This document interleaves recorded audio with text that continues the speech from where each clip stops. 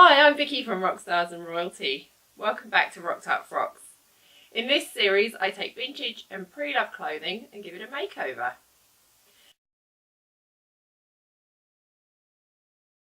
Today's Rocked Up Frock isn't a frock at all. It's this awesome red tartan jacket that I found in a charity shop for $12.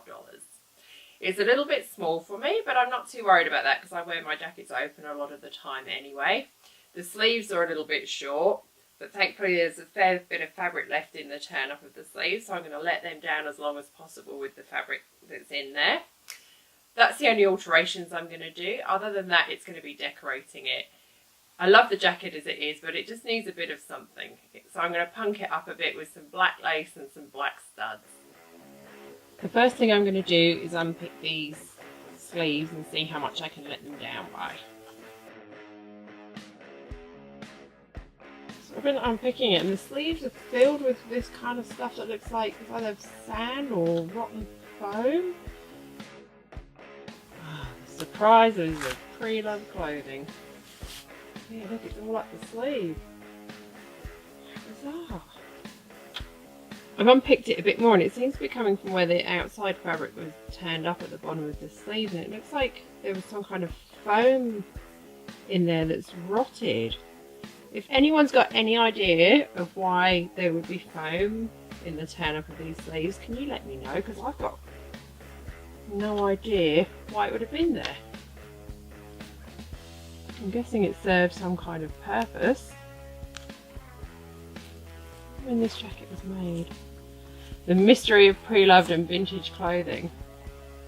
Yeah, some kind of iron-on interfacing in there and some kind of foam, and that's what's causing this. How strange. Because the rotten foam was all dry, I decided not to wash the jacket. So it's dry clean only anyway, so that was a bad idea. So I ended up just brushing all of that loose stuff off as much as I could. I've now pressed the sleeves down and turned them back up as little as possible, and I've gained probably about 1.5 inches on the length of the sleeves. So now I'm just going to hand stitch all the way around this edge to finish them off.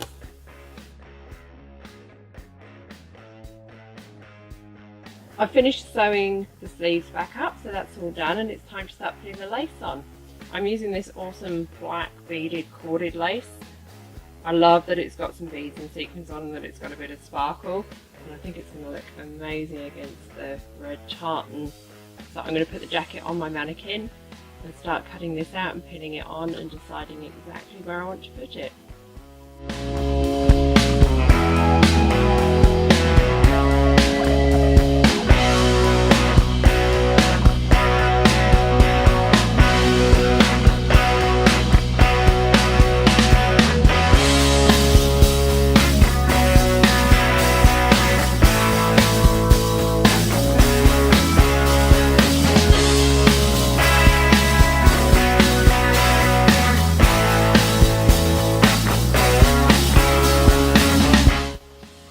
Something onto the back too. I need something triangular to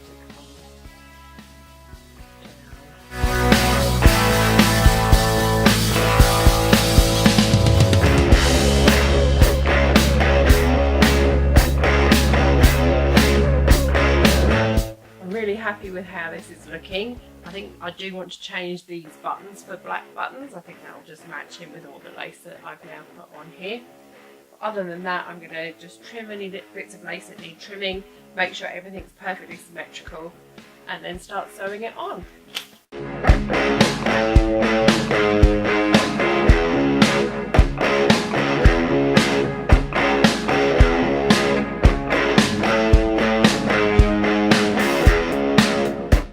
I was about to start sewing all this on when I remembered that I had this amazing piece of skull-shaped black lace, and I think I'm going to put this on the back instead. So I'm going to unpin these pieces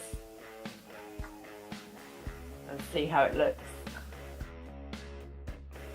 Yeah, I love it. I'm going to put that on there instead, and then I'm going to add some beading and some crystals and some of the little metal spikes to this as well, so it matches in with the sparkle of the other lace.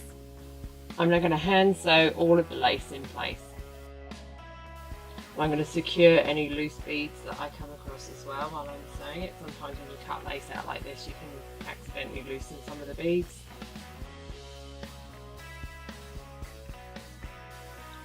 I've sewn all the lace on, and the next job is to add the studs. These are the metal studs that I'm going to be using. They come as a 2-piece with a screw back, and then there's little metal spike that screws onto the front.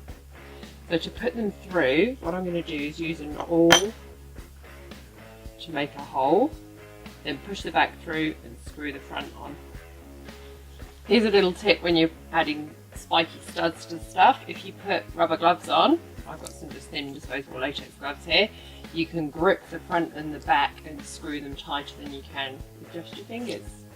I'm going to be concentrating the spikes on the shoulders and on the skull. So to get into the back, because this jacket's lined, I've just unpicked the shoulder seam, which I'll stitch back up afterwards. And that leaves me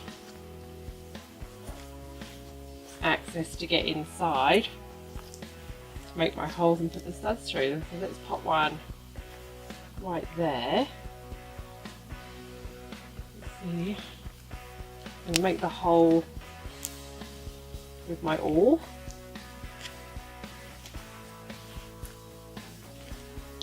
Get back out. If you've got a really loose weave fabric, you might be able to just poke your backs through without using an awl to make the hole. Once you've got your back through, you just grab your little spike. Here's our first little spike in our lace on the shoulders. So I've got 100 spikes all up, so I'm going to carry on and add them all around the lace and then across the skull. If you're worried about them coming loose, you can glue these in place. I like to just screw them, even if I risk losing a couple, because it means I can take them off and reuse them on something else in the future.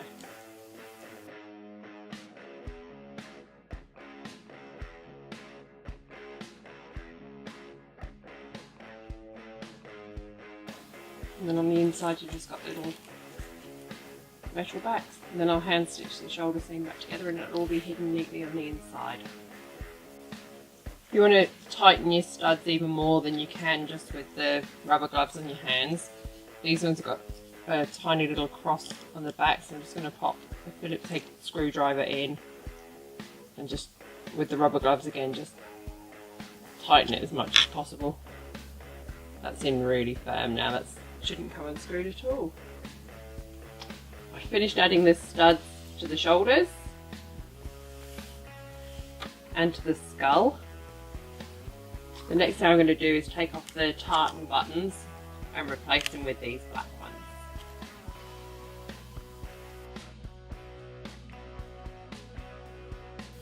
The last thing I'm going to do to this jacket is add some crystals to the skull lace so it sparkles like the rest of the lace.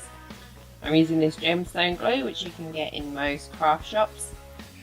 I'm using these black crystals and a pair of tweezers that curve up at the end. And how I do it is I take a little blob of the glue on a toothpick, put it where I want it on the lace, and then pop the crystal on with the tweezers and push it down into position.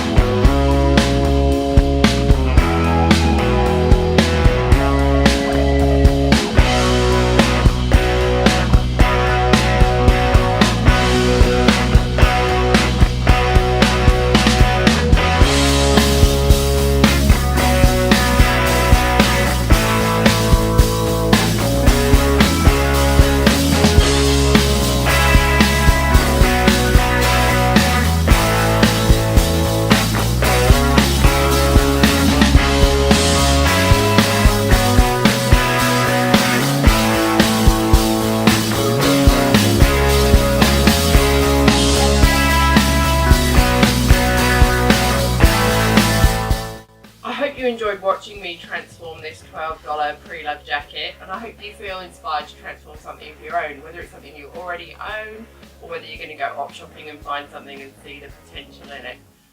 Thanks for watching. Please subscribe, and I'll be back soon with more rocked up transformations and some tutorials.